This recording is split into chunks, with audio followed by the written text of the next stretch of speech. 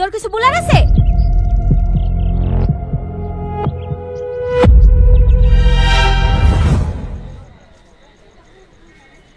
দাদা, কোথায় যাবি? হোটেলে না বাড়িতে? না না, বাড়িতে যাওয়া যাবে না। ও, বউ আছে?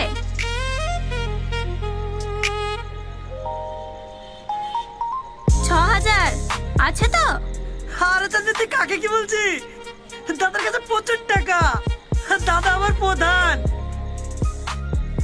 এই দাম 500 টাকা টিপস দিছে মাল খাওয়ার লাগি। ও তাই,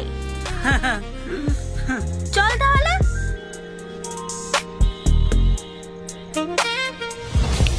এই যে হ্যাঁ, না না, কোনো অসুবিধা নাই।